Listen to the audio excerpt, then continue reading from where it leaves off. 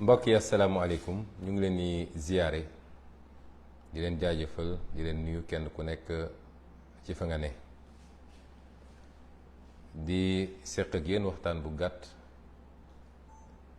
dellu si ci tolluwaayu réew mi rawatina li fi xew démb. mbokki Sénégal ñu ngi leen di masawu di leen masaw bu baax ci li fi xew démb ndax lu tiis la ci réewum Sénégal réew mu mel ni Sénégal lu tiis la ci xolu kenn ko nekk ci yéen Sénégalais yi ak foo munti bokk ci diine walla ci waaso walla ci dëkkuwaay li xew démb gàcce la ci Sénégal àdduna bi yëpp di ñu seetaan lii de lañ leen doon bañal moo taxoon ñu ne woon dossier bu nu mel warul woon sax génn ci enquête phase enquête gendarmerie waxuma laa procureur di ci def réquisitoire ba juge d'instruction di ko jël ba mu yegg fii mu yegg dossier bi warul woon yegg foofu yépp waxuñu woon loolu parce que dañoo jàppoon ni citoyen extraordinaire lañu ba bu dee def nañu dara yoon bañ ñoo war a topp déedéet waxuñu ko foofu ndax li ñu gëm ñun ak li ñuy dund mooy li nga xam ne jàngal nañu ko ci diine bi yonent bi alayhi salaam waxee ni Fatima doomam ne ko ak li ma lay bëgg yépp boo defoon naka su dul noonu yoon dal sa kaw te duma la làq sama gannaaw man loolu laa gëm. kon waxewuñu woon foofu waaye dañu waxe woon ci kaw dossier boo xam ne lépp ay fenk la ay nar la ngeen jégal ma ci kàddu gi ay feni neen la. dossier boobu warul woon sax ñu koy yëkkati rawatina nag mu yegg fii ba lu mat daanaka 20 ci ay bakkan rot nañ ci. lii lañ doon bañal Sénégal li xew démb defe naa ak sénégalais bu ne fi mu toog rus na ni ma leen ko doon bañalee nag noonu la ko Macky Sall bëgg la leen ko bëgg leen ndax li xew ci dossier bi yëpp ma baamu ko weesuwul loxo Macky Sall ba waxee nag dañ naan moom duñu wax mu singali Macky Sall waaye Macky Sall mooy wax procureur defal mu def loolu est-ce que sénégalais xam nañ ko. Macky Sall mooy sant procureur jaaree ko ci Ismaïla Madior Fall mu def mu ne ko bàyyil mu ba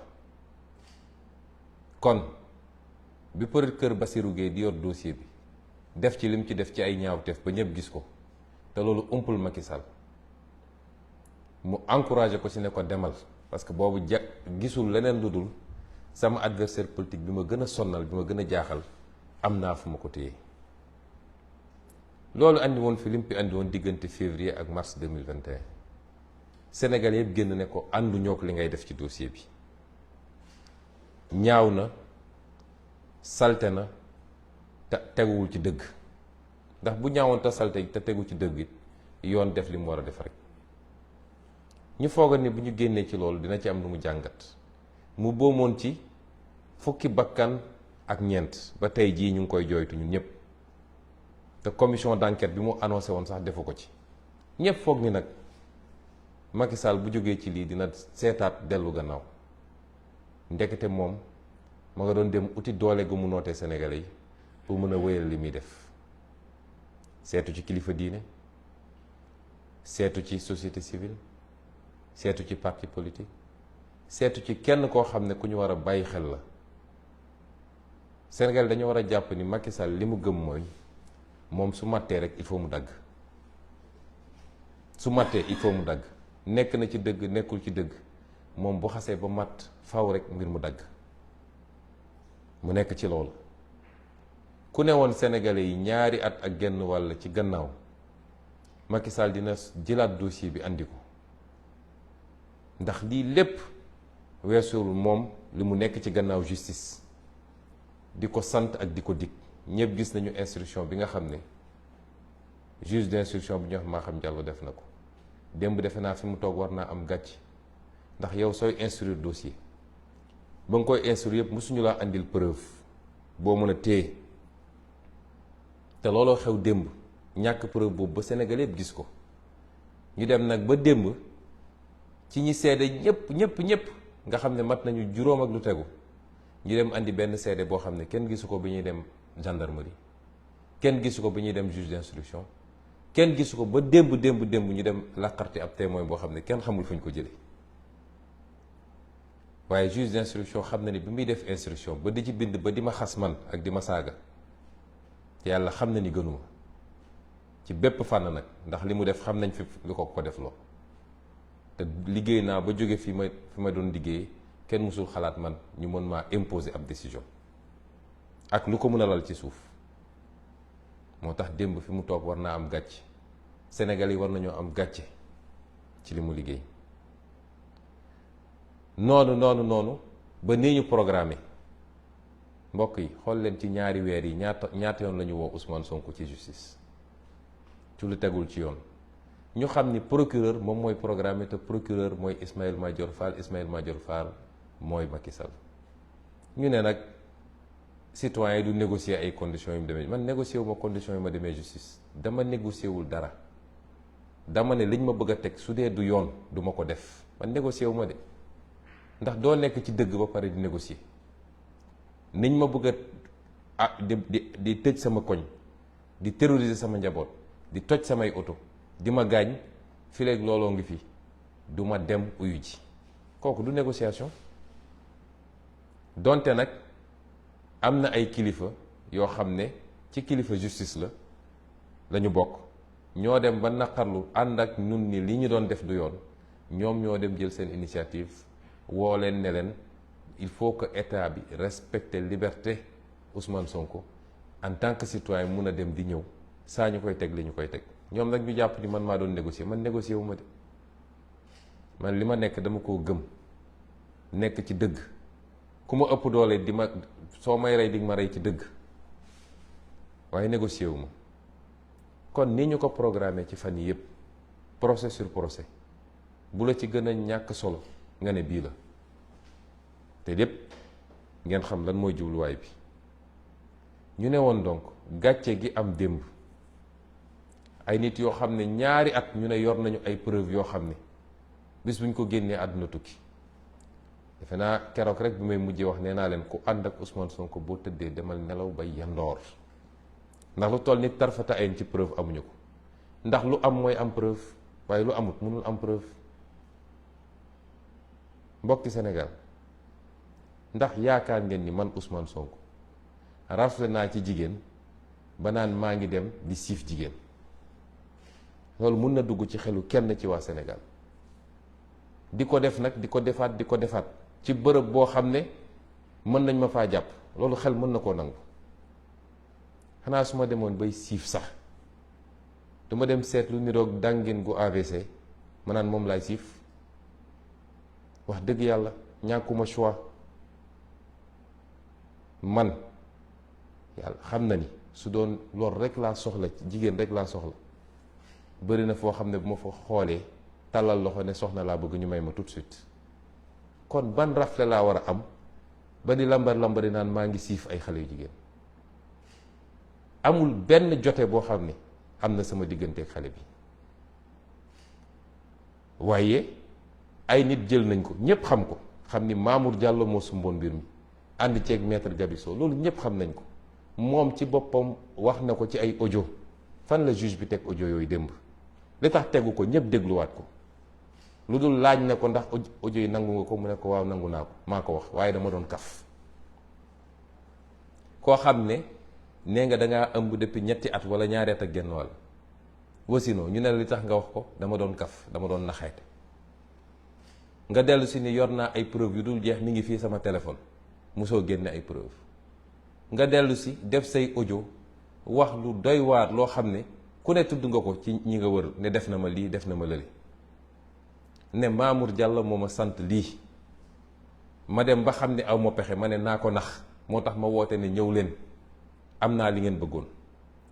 loolu suñ ko tegoon ci tribunal ab juge warul sax naan damay toogaat di déglu 30 secondes waaye li gën a yéeme mooy ñii nga xam ne ñooy comploteurs yi ñoom la waroon topp tey ñu daan leen daan yu méttee métti ndax seen caaxaan bi lor na doomu aadama yu bëri du bakkani ci rot rek waaye ñaata ay alalu jàmbur yàqu na ci ñaata yoon la ñu jël réew mi naj ko ba kenn noo yeetul ak image bi ñu yóbbu ci Sénégal ci international man mii nga xam ne maay principal victime bi bu ma amuloon sama fulla ak ndëgër lay te yow askan wi nga jàppale ma ci te yàgg naa la wax ni du ma la mus a rusloo ndax wallaahi liñ ma jiñ defuma ko du ma la mus a rusloo su du woon loolu tey maa ngi woon rëbës bu yàgg foog ngeen nag dinañ jaar foofu yépp ba egsi fii Macky Sall toog ne fa ma bàyyi woon liggéey bi fa laa koy jëlewaat dinaa ko yeggali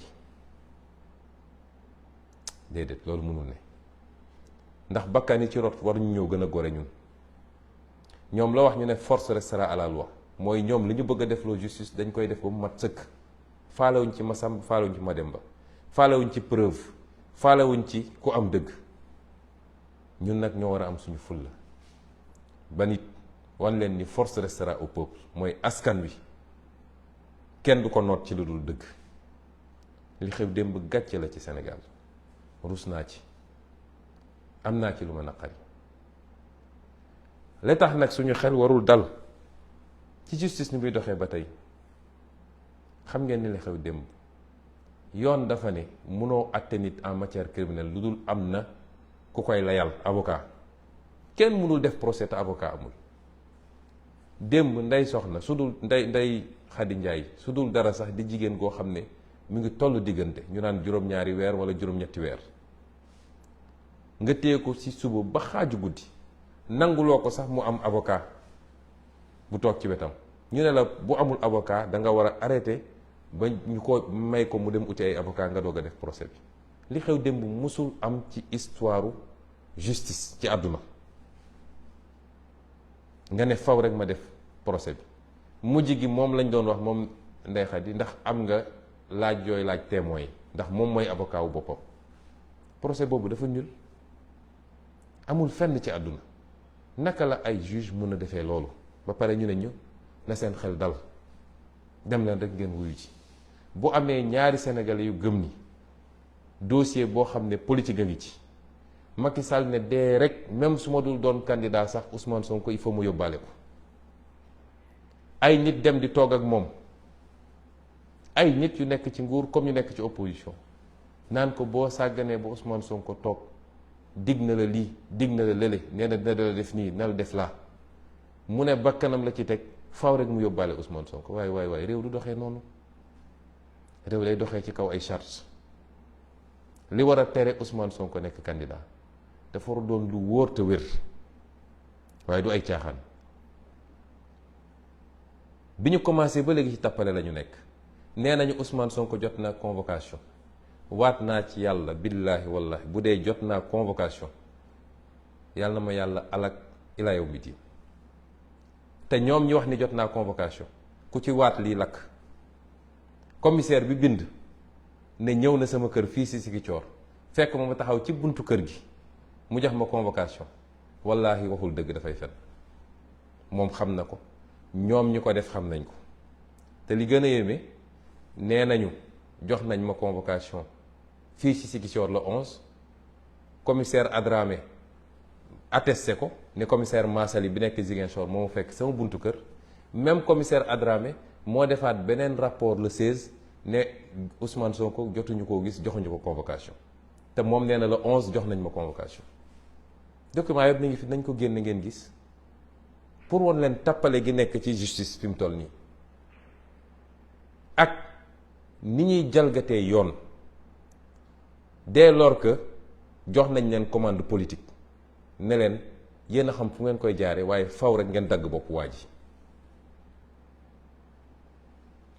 président Abdoulaye Wade dañ ma envoyé tey benn vidéo muy def benn interview benn tubaab ne ko oui mais un procès est risqué mu ne oui en Afrique un procès est toujours risqué mais j'ai toujours dit qu'un procès politique ne se gagne pas au tribunal, ça se gagne avec l'opinion su ngeen gisee sama taxawaay début ba léegi loolu laa leen bëggoon wax li xew démb won na leen ni lii weesuwul caaxaan, waaye su doon dañoo caaxaan ci lu ko jar mais jël suñuy doom di def yu salte yi seen kanam àdduna yëpp di ñu seetaan lépp jàpp ni mën nga détruire ab doomu aadama, lépp nga jàpp ni ndax Sonko mu sell mi ñuy dégg mooy dagg seen xol. image bi sénégalais jàpp ci Sonko ni kii de ku baax la, kii di jullite la, kii ku jub la mooy dagg seen xol. ñu jàpp ni procès bu mel nii mënoon naa yàq image boobu. lépp ñu teg ko ci fen ak fenk. li am nag ñun dañ koy dellu ci yàlla te yàlla mooy leeral ay mbiram ba mu leer nañ. lépp dama ko jàppee nattu, ay yonent sax nattu nañ leen ci lu mel nii. moo tax yàlla bi mu naan ahasiba nnaasu an yutraku an yaqulu amanna wa hum laa yuftanuun wa laqad fatanna alladina min qablihim fa la yaclamanna allahu alladina sadaqu wa la yaclamanna alkaadibin. yàlla dafa ne du ma leen seetaan rek ngeen ni fëgg dënn naan gëm nañu te du ma leen nattu, du ma testé ba xam ndax yéen gëm-gëm mi ngi ci yéen. noonu ma ko defe woon ñi leen jiitu nga xam dama leen doon nattu ba xam kan mooy wax dëgg ak kan mooy wax safaan wa. nattu googu nag buñ ko jàpp rek ci wàllu imaan, pas-pas ci diine, mais yéen ñi ma bokkal projet bi yàlla ak ñuy nattu ba xam ndax li ñuy woote ci projet bi dëgg la ci ñun wala du dëgg. fii ñu yàlla jaarale ñetti at yi mu metti loolu ci ñun ak suñu njaboot, ngeen may ma rendre hommage sama njaboot, rawatina samay soxna, ndax dund nañ lu méttee métti te kenn musuma cee wax lu dépassé, te kenn musul jóg ne maa ngi génn kër gi, kenn musul toog ba wax lu jëm ci lii, te ñépp xam ni lii natt gu métti la. ma leen di rendre hommage soxna Khady Kébé ak soxna Anna Diamanka ak samay waajur ak samay mbokk, mais ak waa parti bi yëpp ak sénégalais yëpp nag, ndax sénégalais yëpp koo laaj mu ne la lii xam naa ni ay caaxaani neen la. waaye natt yooyu la ci yàlla jublu mooy gën a peese suñuy mbagg ba xam ndax li ñu bëgg a yóotu attan nañ ko. ñu de dund nañ ci ñetti at yi loo xam ne gaw ma ni am na homme politique Sénégal bu ko mës a dund, waaye nous sommes toujours debout parce que suñu lépp dañ koo dénk suñu borom. dañoo am gëm-gëm te yàlla daf ñoo sant muñ, ku yàgg muñ rek dëgg feeñ. moo tax may woowaat sénégalais yépp, manipulation bi bëri na. nee naa leen lu toll ni jote maag loo xam ne lu ñu nangu la sax amul sama diggante ak ndaw si, te depuis le début wax naa leen ko. waaye manipulation bi bëri na. lañ ca bëggoon defe naa tey la furaas, ndax xëy nañu seen presse yëpp génne ay titres, ku ne di wax lu gën a bon, fu ne nga dagg ko, waaye peuple bi gëmu ko. seen sànni tàccu def nañ ko, la ñu mënoon yépp def nañ ko, te amuñu ci la ñu bëgg. la ñu mënoon yépp def nañ ko te amuñu liñ ci bëgg. manipulation dem na ba nga gis ab journal bu mel ni l'Observateur nga xam ne Ousmane Sonko lay bañ a dégg, jël li nga xam ne moom la docteur Alfousseyni Gaye wax ñu wëlbati ko totalement ba defe naa sànq rek balaa may commencer émission bi laa gis ni kooko bind na sax communiqué ne liñ ko wax loo yépp mosu koo wax. nit loo ko bañ dee ko waxal li mu def. Sénégalais yi kenn dofu ci, ñu mën a déglu la, ñu mën a xool lañu, te loo xam ne suba ngoon jot réseaux sociaux yi nit ñaa ngi doon def reportage en direct, nga jàpp ni yow mën nga am xëy rek daal di chargé wax lu ñaaw wax lu bon génne Ousmane Sonko ci xolu Sénégalais yi. tey la Ousmane Sonko gën a nekk ci xolu Sénégalais yi. li tax saa su ma génnee ñu gaawantu sànni lacrymogène, xam nañ ni fu ma génn Sénégalais yi génn ànd ak man. kon mu des nag fa ñu jëm. bu ku xool li xew démb xam ni dossier bi dara amu ci, amul benn li ñuy wax élément constitutif d'un viol, début de preuve sax amul. ñépp gis nañ ko. defe naa li gars yi naan fen di bi jaaw tey jii Sénégal yépp xam nañ ni ay caaxaan la teewut pexe bu ne ñu ngi koy ut pour jaaree ko ci justice pour foqati ab condamnation fi mu ne ni porox ndoll la ñuy ut façon pression bu nekk dinañ ko def ci juge yi te ñun Sénégal la ñu dëkk fii relation yépp xam nañ ko kan moo bokk ci ban club xam nañ ko kan la ñu jëlee fan andi ko fan xam nañ ko kan la ñu tànn ci ban anam xam nañ ko moo tax nag ma dellu si ma waxoon léegi dossier politiquement lañ koy régler moo tax ma woo Sénégal yëpp ñu jóg takku tey la suñu marche vers le palais commencé tey la suñu phase terminale u marche vers le palais commencé incha allah bi nañu gën a dëgër gën a takk suñu ndigg ak sénégalais bu mu doon même boo nekkul membre Pastef waaye rek nga bëgg réew mi te bañ injustice yii ñuy def ni waroo ko nangu ndax tam dinañu seetaan loo xam ne tôt ou tard bu ñu amee lu ñu bëgg ba ci opposition bi nag ñi ma ko bokkal mu leer ni Macky Sall bu amee li mu bëgg ci Ousmane Sonko dina jafe trop mu am leneen lu ko të ndax loolu la yàlla dogal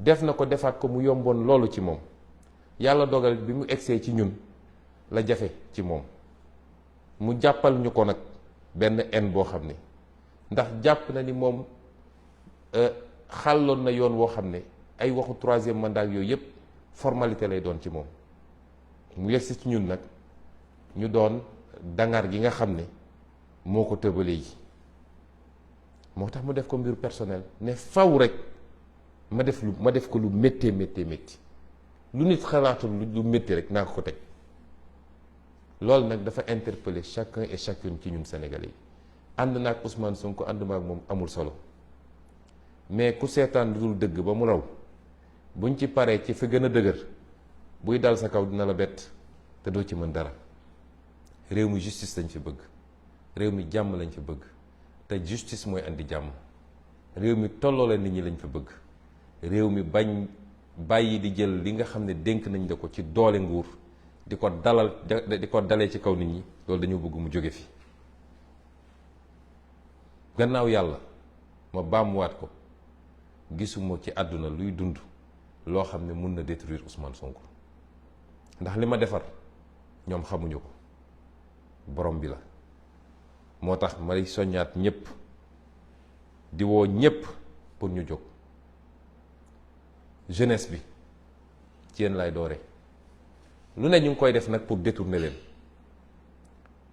façon parade bu nekk ñu ngi ut façon influenceur bu ne pour yaakaar ni mën na leen détourner yéen jeunesse bi waaye gëm naa ni yéen am ngeen conscience ni seen avenir ngeen di jouer du jëmm Ousmane Sonko man nu mu tuuti la ma waroon am ci àdduna am naa ko te doylu naa ci waaye seen avenir la nous sommes à 8 mois juróom-ñetti weer pour ñu jël réew mi yor ko ci yorin boo xam ne kenn ku nekk ci yéen dina ne man de xalaatu ma woon ni lii Afrique fii dinañ fi yoree nii réew te musuma leen wax lu dañ nag lu ma leen mus a wax gis ngeen ko kon su ma leen ne lii dinañ ko def ngeen war maa gëm ndax gisuma lu ma ko jaral ci àdduna man alal taxumaa daw tur taxumaa daw daraja taxumaa daw waaye liggéey ngir yàlla rek lay doon sama satisfaction mooy liggéey ba Sénégal yëpp ne waaw góor ma dellu toog fi ma toog keneen toog continuer liggéey bi waaye du dara lu ma ci ut ci alal wala yu demee loolu bàyyi nañ ko yenn politiciens yi kon c'est pas le moment de baisser les bras yow ndaw sama jeune ak foo munti nekk muy artiste bi muy artisan bi muy keneen ak keneen étudiant bi élève bi képp ku munti doon transporteur bi baykat bi nappkat bi yow sama ndaw réew dama la tàllal sama loxo ne la damaa bëgg ñu jaayante ci defar réew mi pas jaayante ci sànnil naa ko carte rek waaye ñu jaayante ci defar réew mi définitivement yow sëriñu daara yi walla nitu daara yi de manière générale yow transporteur bi yow keneen ak keneen ak keneen ndax ku lim rek juum maa ngi dellu tàllal leen loxo di leen woo ci mobilisation exceptionnelle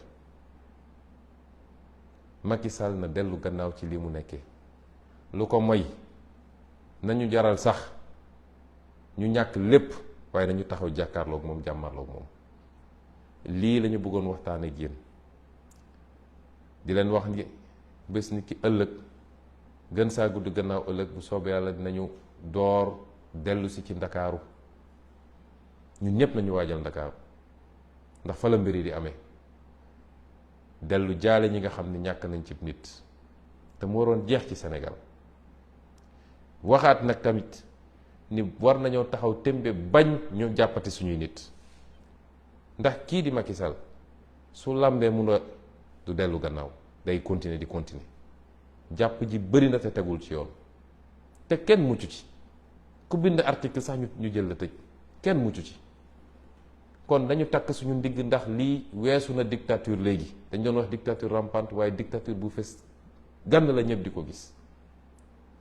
kon nañu takk suñu ndigg jàmmarloog Macky Sall bu delloo see xelam xam ni moomu réew mi donn ko ñun ñëpp ñu mayante jàmm. lu ko may bu ñu gendarme fees ay gendarme moom fees suñu bët bu ñu ay policier fees suñu bët ay nit lañ ñuy ay nit. te gis ngeen bi ñu taxawee ni ñu waroon taxaw mois de mars fi mu mujje. kon maa ngi woo ñëpp ci ñu jóg taxaw gën a takk ndigg yi gën a farlu di sant sénégalais yi nag ci seen soutien. façon message bu ne maa ngi koy jot mënuma tontu ñëpp di leen sant ci seen soutien ak seen kóolute ne leen nag lépp loo xam ne maa ngi ci doon def benn fasinaat ci def téeméer fi mu toll nii. kon ñu ngi leen di gërëm di leen sant asalaamualeykum wa rahmatullah wa barakatu.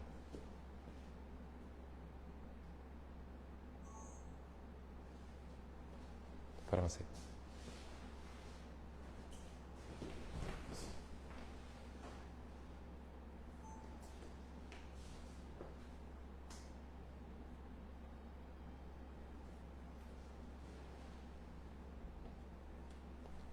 Bonsoir, chers compatriotes.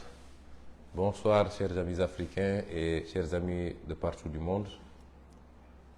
Nous vous saluons et revenons à travers ce court entretien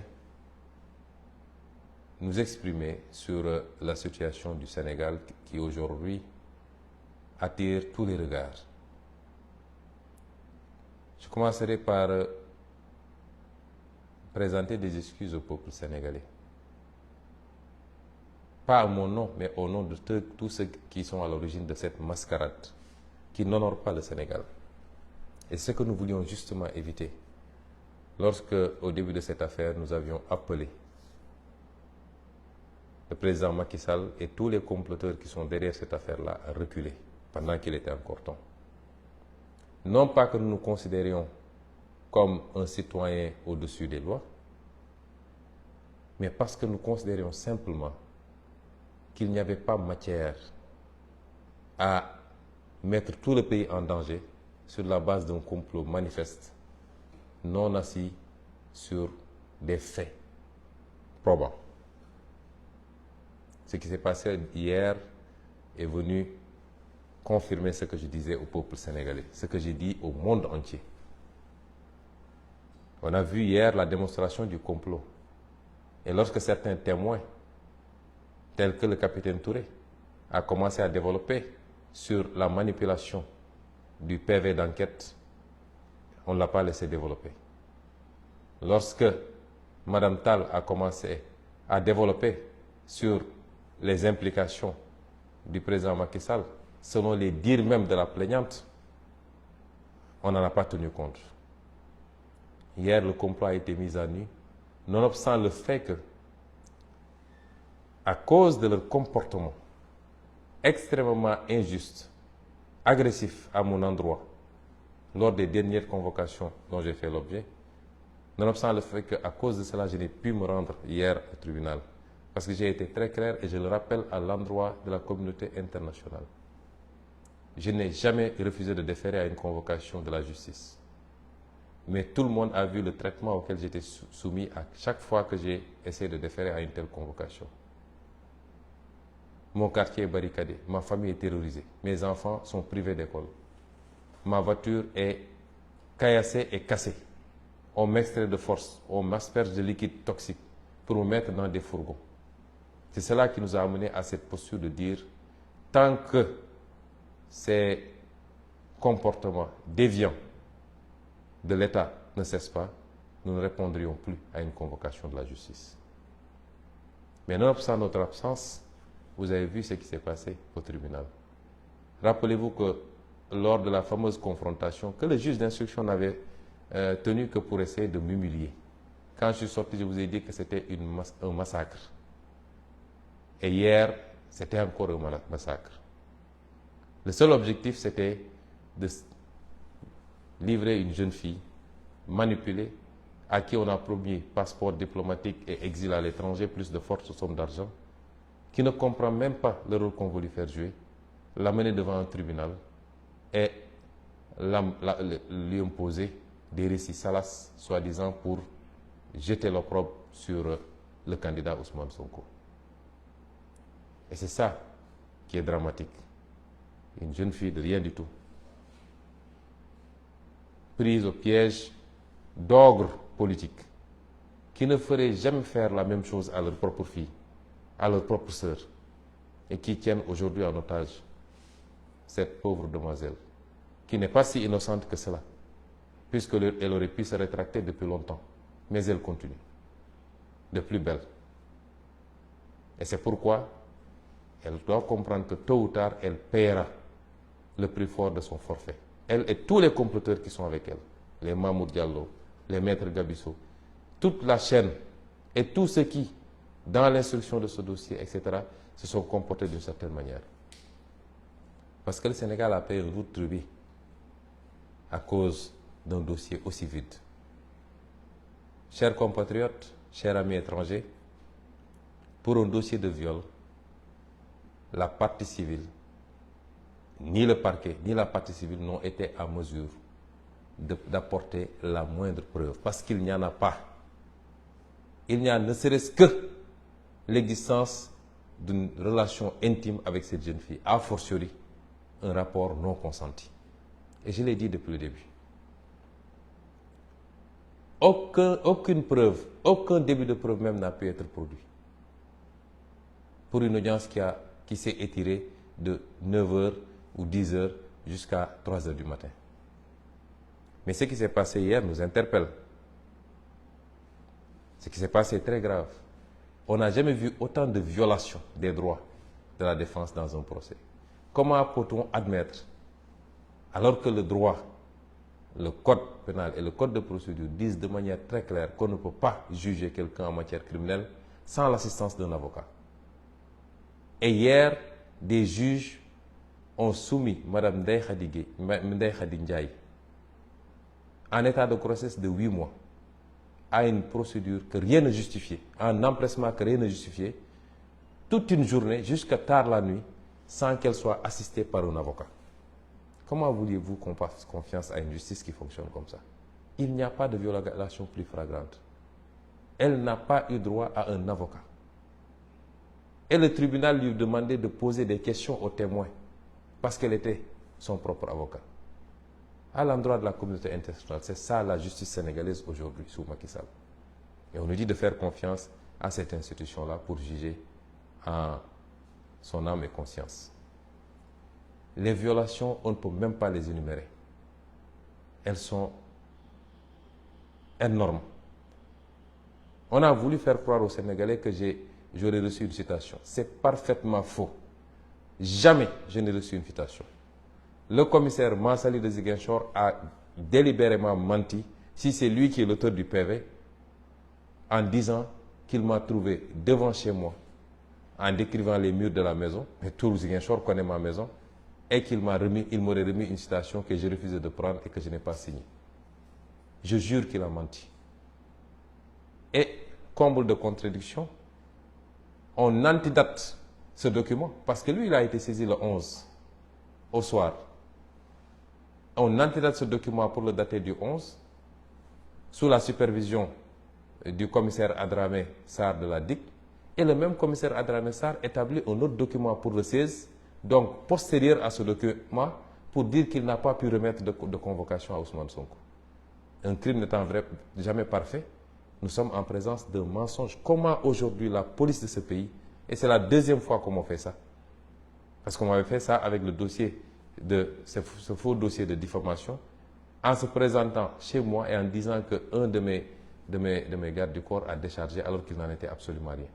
On établit des faux pour essayer de forcer. Et un juge récupère ça, il ne veut pas voir la réalité et dit que Sonko a reçu sa citation. Ensuite, on balance à une certaine presse qui dit que Sonko a reçu une citation. Depuis que j'ai maille à partir avec la justice sur des dossiers fabriqués, jamais mes droits n'ont été respectés. Et aujourd'hui, si on avait une vraie justice, c'est ces comploteurs-là qui auraient dû être poursuivis. Et pourtant, j'ai déposé des plaintes depuis plusieurs mois maintenant. Gageons qu'elles ne seront jamais instruites par cette justice, par ce parquet général complètement pourri, par ceux qui doivent instruire les dossiers. Et c'est ça la réalité du Sénégal aujourd'hui. On nous dit de faire confiance à cette justice. Je suis désolé, je ne ferai jamais confiance à cette justice. Nous sommes en face de dossiers politiques. Et comme disait le président Abdoulaye Wade, un dossier politique ne se gère pas au niveau des prétoires. Et ce qui s'est passé hier le prouve. Depuis quand le tribunal se transforme en une salle de projection pornographique, simplement pour essayer d'atteindre un opposant, sur des faits qui n'existent pas, qui ne sont pas établis. Et c'est pourquoi nous considérons que, et nous continuons à appeler tous les Sénégalais à se mobiliser. Comment est-ce qu'un tribunal peut faire face à une partie civile qui vous étale des mensonges et des contradictions? Les vidéos sont là qui font lésion, où cette partie civile disait détenir des preuves irréfutables sur son téléphone portable. Ni à l'instruction, ni à l'enquête de gendarmerie, encore moins à l'audience, elle n'a pu produire cela.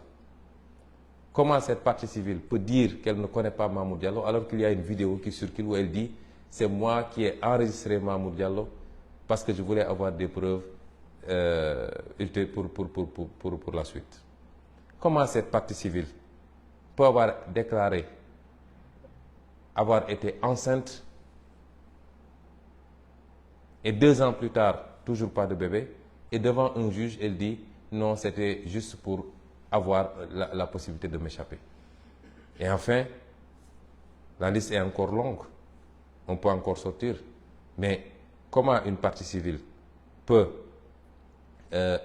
reconnaître devant un juge que les audios qui ont été présentés par un témoin, dans lesquels elle disait nommément elle disait carrément que c'était un complot ourdi par Mamour Diallo, qui lui a promis des choses. À la question, est-ce que vous reconnaissez votre voix dans cet audio-là et est-ce que vous les validez? Elle dit oui, mais je le faisais juste pour m'amuser et pour tromper les gens.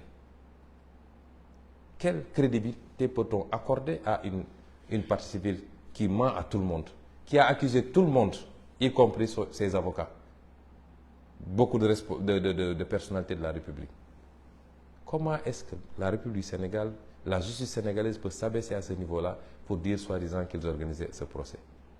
Simplement parce qu'il faut atteindre Ousmane Sonko.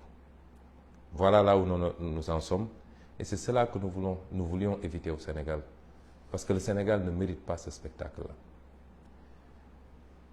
Beaucoup de manipulations depuis hier. Une certaine presse, mais qui ne nous surprend pas, notamment le journal L'Observateur, qui va jusqu'à pervertir les déclarations des témoins, dont les témoins clés. Hier, tous les témoins ont été à décharge. Tous. Et ils sont allés fabriquer un témoin qui n'a été là ni à la phase d'enquête de la gendarmerie, ni à la phase d'instruction.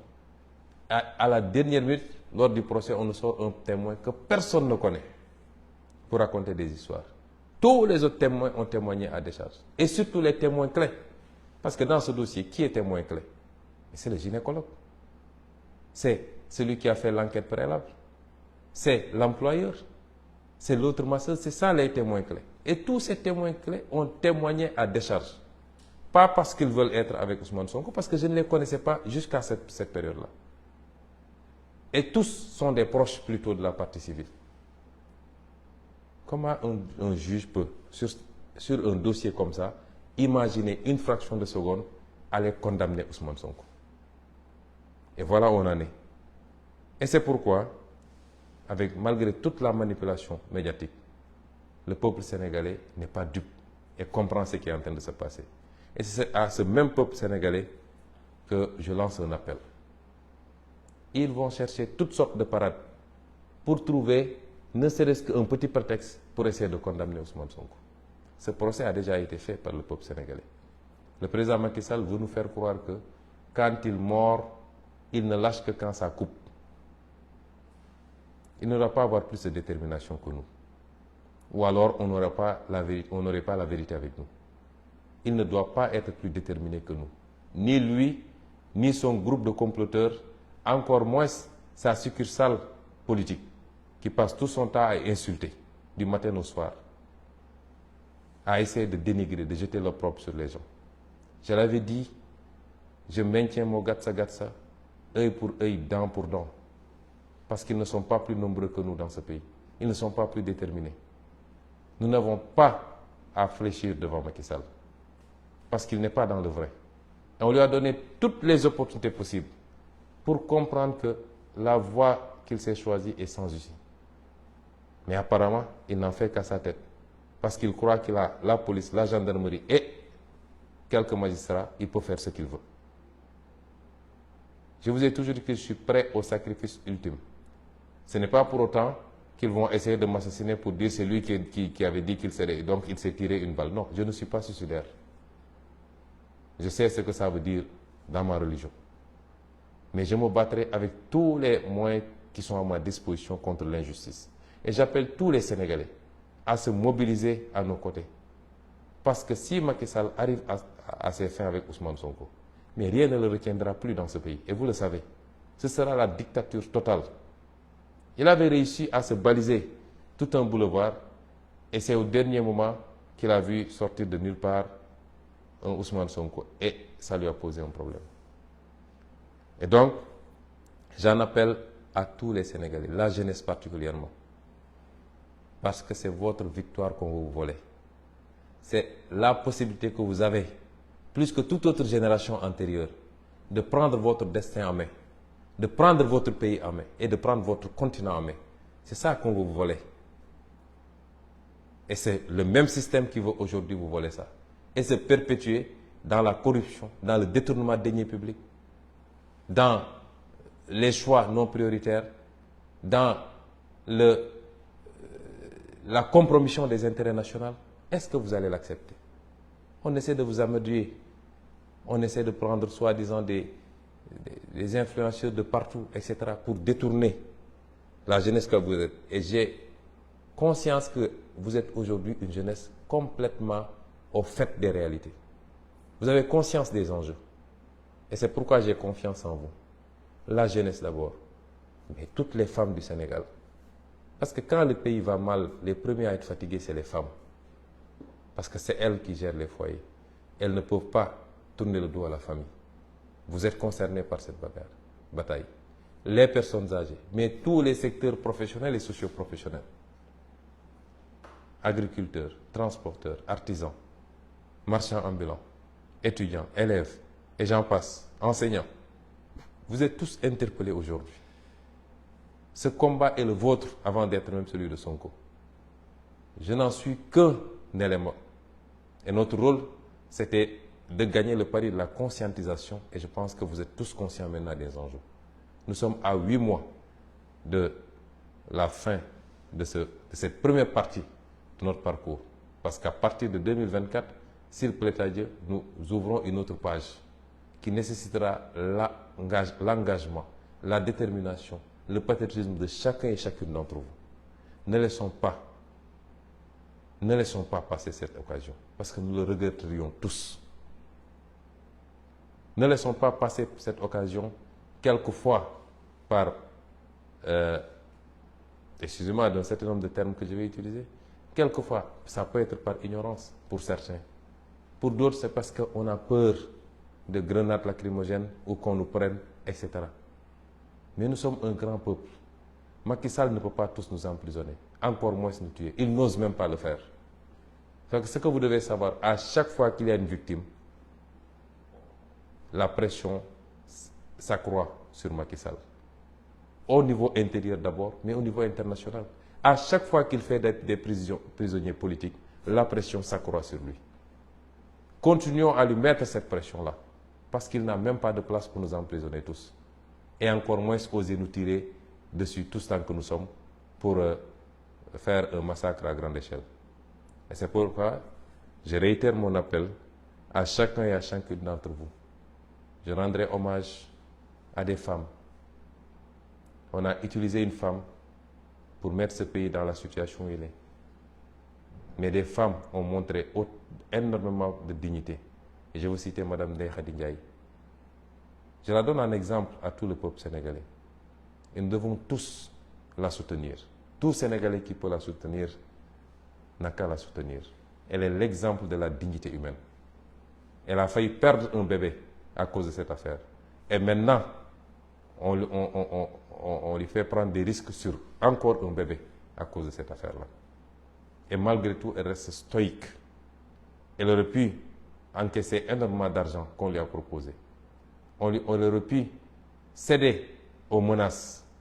Elle a fait l'objet d'attaques physiques. Son mari a été attaqué par des nervis. Mais elle est restée digne.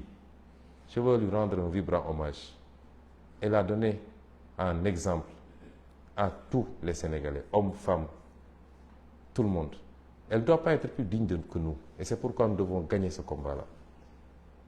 Voilà le message que je voulais vous délivrer en vous donnant rendez-vous à Dakar, s'il plaît à Dieu, parce que à partir de demain ou au plus tard après-demain, je ferai route vers Dakar et j'appelle tous les Sénégalais conscients des enjeux, tous les Sénégalais qui ont décidé de refuser la dictature rampante de Macky Sall, tous les Sénégalais qui ne peuvent pas accepter que notre projet soit compromis sur des bases telles que ce qui est en train de se passer, je leur lance un appel, je les convie à se mouvoir vers Dakar, parce que s'il doit y avoir bataille finale, elle se fera à Dakar. Je vous remercie.